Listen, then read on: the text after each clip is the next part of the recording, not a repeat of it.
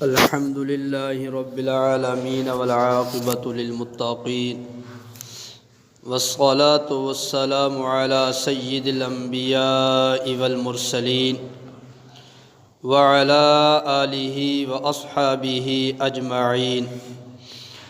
أما بعد فأعوذ بالله من الشيطان الرجيم. بسم الله الرحمن الرحيم. وَيَجْعَلُونَ لِمَا لَا يَعْلَمُونَ نَصِيبًا مِّمَّا رَزَقْنَاهُمْ تَاللَّهِ لَتُسْأَلُنَّ عَمَّا كُنتُمْ تَفْتَرُونَ. صدق اللہ العظیم. اللہم صل علی سیدنا و مولانا محمد وعلی آل سیدنا و مولانا محمد وبارک وسلم. بسم اللہ الرحمن الرحیم. وَيَجْعَلُونَ اور وہ بناتے ہیں لما اس مخلوق کے لیے لا يعلمون جن کے بارے وہ نہیں جانتے نصیباً حصہ مقرر کرتے ہیں مما اس میں سے رزقناہم جو ہم نے ان کو رزق دیا. تاللہ اللہ کی قسم لتسألن البتہ ضرور بضرور سوال کیا جائے گا، پوچھا جائے گا، عما اس کے بارے میں کنتم تفترون جو تم افترا باندھتے ہو. اس آیت شریفہ کے اندر اللہ تعالیٰ نے مشرکین مکہ، کفار مکہ، ان کی ایک عادت کو بیان فرمایا ہے. اور یاد رکھیں یہ جو مشرکین مکہ تھے، کفار مکہ تھے، یہ اللہ کی ذات کے منکر نہیں ہیں. اللہ کی ذات کو مانتے تھے، اللہ کو مانتے تھے، رب کو رب مانتے تھے، لیکن وہ رب کے ساتھ غیر کو بھی مانتے تھے. اکیلا رب کو نہیں مانتے تھے، رب کو وحدہ لا شریک نہیں مانتے تھے، اور کہتے تھے وہ بڑا رب ہے، یہ چھوٹے رب ہیں، وہ بڑا خدا ہے، یہ چھوٹے خدا ہے. اور ان کی عادت تھی، 8ویں پارے میں سورۃ الانعام میں ان کی ایک حرکت کو بیان کیا گیا. وَجَعَلُوا لِلَّهِ مِمَّا ذَرَأَ مِنَ الْحَرْثِ وَالْأَنْعَامِ نَصِيبًا. ان کی جو کھیتی وغیرہ ہوتی یا جانور ہوتے، گائے ہے، بھیڑ ہے، بکری ہے، اونٹ ہیں، وہ ایک حصہ اللہ کے لیے مقرر کرتے تھے اور ایک حصہ اپنے بتوں کے لیے مقرر کرتے تھے.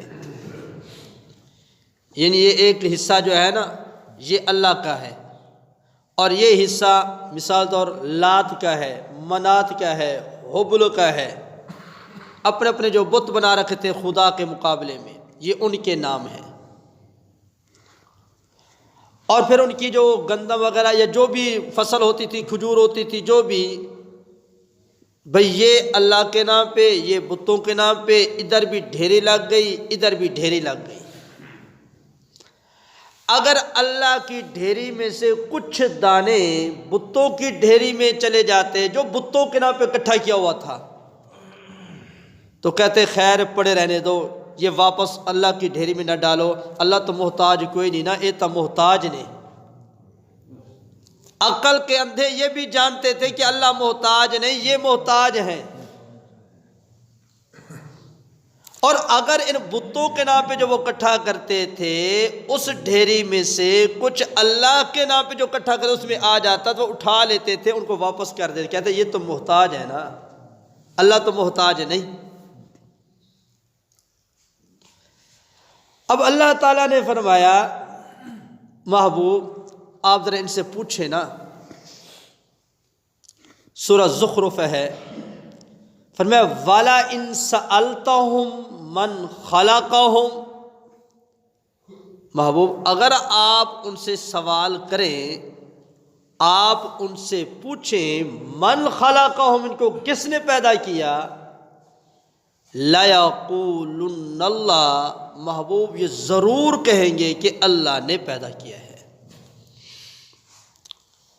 وَلَئِن سَأَلْتَهُم مَّنْ خَلَقَ السَّمَاوَاتِ وَالْأَرْضِ، محبوب اگر آپ ان سے پوچھیں آسمانوں کو کس نے پیدا کیا، زمین کو کس نے پیدا کیا، لَيَقُولُنَّ خَلَقَهُنَّ الْعَزِيزُ الْعَلِيمُ، محبوب یہ ضرور کہیں گے کہ غالب علم والے نے ان کو پیدا کیا ہے، یعنی اللہ نے ان کو زمین و آسمان کو اللہ نے پیدا کیا ہے۔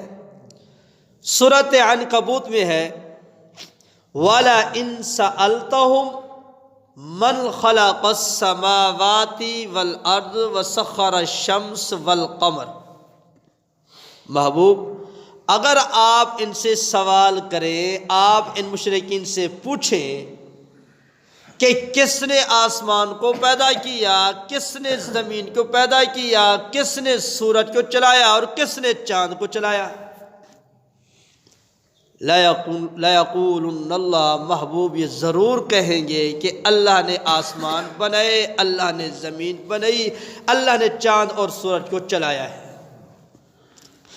وَلَئِن سَأَلْتَهُم مَّن نَّزَّلَ مِنَ السَّمَاءِ مَاءً، محبوب اگر آپ ان سے سوال کریں، ان سے پوچھیں کس نے آسمان سے پانی اتارا ہے، فَأَحْيَا بِهِ الْأَرْضَ بَعْدَ مَوْتِهَا، زمین کے مردہ ہونے کے بعد اس زمین کو کس نے زندہ کیا ہے، اس زمین سے کھیتی کس نے نکالی ہے، اس زمین سے پھل پھول کس نے نکالے ہیں،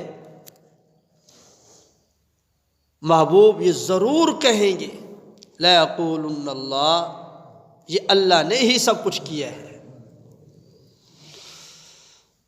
اور فرمایا سورہ یونس میں قُلْ مَن يَرْزُقُكُم مِّنَ السَّمَاءِ وَالْأَرْضِ، محبوب آپ ان سے پوچھیں، ان کو کہو کہ کون ہے زمین و آسمان سے تمہیں رزق دینے والا، کون تمہیں رزق دیتا ہے زمین سے اور آسمان سے، اَمَّن يَمْلِكُ السَّمْعَ وَالْأَبْصَارَ، محبوب آپ ان کو کہو نا کہ کون ہے کانوں کا مالک، کون ہے آنکھوں کا مالک، کان کس نے دیے، آنکھیں کس نے دی، وَمَن يُخْرِجُ الْحَيَّ مِنَ الْمَيِّتِ وَمَن يُخْرِجُ الْمَيِّتَ مِنَ الْحَيِّ، محبوب اب ان کو کہو نا کون ہے جو مردہ چیز سے زندہ نکالتا ہے اور زندہ چیز سے مردہ نکالتا ہے، مرغی زندہ ہے اس سے انڈا مردہ آ رہا ہے، انڈا مردہ ہے اس سے چوزا زندہ نکل رہا ہے، کون ہے یہ کرنے والا، محبوب اس لازمی یہ کہیں گے، ضرور کہیں گے لَيَقُولُنَّ اللہ، یہ اللہ تعالیٰ ہی کرنے والا ہے۔ پھر رب نے فرمایا محبوب آپ ان کو کہو نا کہ جب آسمان کو پیدا کرنے والا اللہ، زمین کو پیدا کرنے والا اللہ، چاند کو چلانے والا اللہ، سورج کو چلانے والا اللہ، زمین و آسمان سے رزق دینے والا اللہ، بارش برسانے والا اللہ، یہ سارے کام کرنے والا اللہ ہے جس نے تمہیں پیدا کیا، تمہاری آنکھیں بنائیں، تمہارے کان بنائے، اور وہ اللہ جو مردہ چیز سے زندہ نکالتا ہے اور زندہ سے مردہ نکالتا ہے، تم اس کے نام کے ساتھ اس کے جو دیتے ہو اس کے ساتھ اس کے غیر کو شریک کیوں کرتے ہو؟ جس نے سب کچھ بنایا وہی حقدار ہے، سب کچھ اس کے نام کا دینا چاہیے، غیروں کے نام کے کیوں دیتے ہو؟ میں سمجھانے کے انداز میں یوں کہتا ہوں کہ اللہ نے یوں فرمایا ہوگا محبوب ان سے پوچھو جب میں نے آسمان بنائے لات و عزا میرے ساتھ تھے، میرے شریک تھے؟ جب میں نے زمین بنائی، چاند بنایا، سورج بنایا، تمہیں بنایا، تمہیں آنکھیں دی، کان دیے، زبان دی، ہاتھ دیے، پاؤں دیے، ساری نعمتیں دی اور تمہیں رزق دیا، کیا میرے سب کچھ بنانے میں لات و عزا نے میری مدد کی ہے، یا میں رب نے لات و عزا سے مدد لی ہے؟ یہ بنانے میں میرے شریک ہیں؟ جب لات و عزا سب کچھ بنانے میں میرے شریک نہیں، میرے مددگار نہیں، پھر جب میری عبادت کا وقت آتا ہے تو ان کو میری عبادت میں شریک تم کیوں کرتے ہو؟ 4 بھائی ہیں مثال طور، وہ کام کاج اکٹھے کرتے رہتے ہیں، اب 1 ایکڑ زمین کا خریدا، اب چاروں کہیں گے بھی میرا بھی اس میں حصہ ہے، میرا بھی حصہ ہے، بھی میں یہ کام کرتا رہا، ہم نے پیسے اکٹھے کیے، وہ کہے گا میں یہ کام کرتا رہا، میں نے پیسے اکٹھے کیے، اس ایکڑ میں ہم چاروں شریک ہیں۔ اور 4 بھائی ہیں، چاروں میں سے سارے علیحدہ علیحدہ ہیں، اور ایک بھائی نے محنت مزدوری کی اور کچھ زمین خریدی، اب دوسرا بھائی آگے کہ بھی اس میں میرا بھی حصہ ہے، وہ کہے گا تو نے کیا کیا ہے؟ محنت میں نے کی، مزدوری میں نے کی، رات دن کی جو صعوبتیں تکلیفیں مشقتیں وہ میں نے برداشت کی، زمین میں نے خریدی، تو کہاں سے آگے حصے وار؟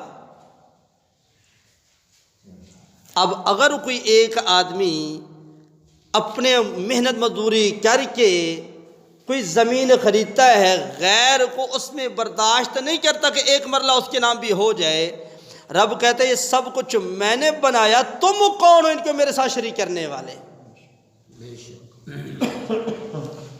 میری عزت ہے، نکاح میرے ساتھ ہوا، اب میں اپنی عزت میں اپنے ساتھ غیر کو دوسرے کو برداشت نہیں کر سکتا۔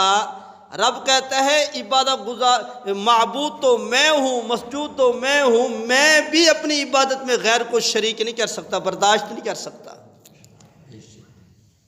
تو جب حضور علیہ السلام نے ان کو یہ فرمایا کہ اللہ ایک ہے، تو وہ کیا کہتے تھے؟ اجعل الالہۃ الہ واحدہ، یہ قرآن کہہ رہا ہے، کیا کہتے تھے؟ کہ سارے الہ ختم ہو، بس ایک اللہ ہے، ایک معبود ہے، ایک مسجود ہے۔ تو اللہ تعالیٰ نے یہاں اس آیت میں یہی فرمایا وَيَجْعَلُونَ لِمَا لَا يَعْلَمُونَ نَصِيبًا۔ جو لوگ اس مخلوق کے لیے جن کے بارے میں ان کو پتہ ہی نہیں، جو جانتے ہی نہیں، حصہ مقرر کرتے ہیں، خود رب اپنی ذات کی قسم اٹھاتے ہیں، تاللہ، اللہ کی قسم، خود اللہ قسم اٹھا رہے ہیں، تاللہ، اللہ کی قسم، لَتُسْأَلُنَّ عَمَّا كُنْتُمْ تَفْتَرُونَ، ضرور بے ضرور اس افتراء، جھوٹ، بہتان کے بارے میں تم سے سوال کیا جائے گا، پوچھا جائے گا۔ جو تم بہتان لگاتے ہو، مشرکین کہتے تھے یہ اللہ نے کہا کہ میرا حصہ بھی نکالو، ان کا حصہ بھی نکالو، یہ جھوٹ بولا کرتے تھے، اللہ کی ذات پہ افتراء باندھا کرتے تھے۔ بھئی جو بھی خرچ کرنا ہے، جو بھی دینا ہے، جو بھی قربان کرنا ہے، وہ اللہ کے نام پہ ہے، اس کا ثواب جس کو مرضی پہنچا سکتے ہیں۔ مثال طور میں نے دعوت کی، میں نے کہا اللہ یہ تیرے نام کی میں نے دعوت کی، اس کی برکت سے میرے ماں باپ کو معاف کر دے، یہ میں فلاں بزرگ کو بھیجتا ہوں، میں فلاں دعوت کی، فلاں چیز ذبح کی، اس کا ثواب فلاں کو پہنچا دے، جائز ہے، ٹھیک ہے۔ لیکن جس طرح اللہ کے نام لیتے ہیں، اسی طرح اللہ کے غیر کے نام نہیں کرنا چاہیے۔ اللہ نے دیا ہے، اللہ کے نام پہ دینا چاہیے، اس کا ثواب جس کو مرضی بھیجنا چاہیے۔ تو اس آیت کے اندر اللہ نے مشرکین کی اس حرکت کو بیان کیا ہے۔ اگر ہمارے اندر بھی یہ بیماری ہے تو ہم اس بیماری کو ختم کریں اور ہم اللہ کے نام پہ قربان کیا کریں، اللہ کے نام پہ خرچ کیا کریں، اللہ کے نام پہ لوگوں کی خدمت کیا کریں، اور اس کا ثواب جس کو چاہے ہم پہنچا سکتے ہیں پہنچا دیا کریں۔ اللہ رب العالمین سے دعا ہے جو کہا سنا گیا، اللہ تعالی ہم سب کو عمل کرنے کی توفیق عطا فرمائے۔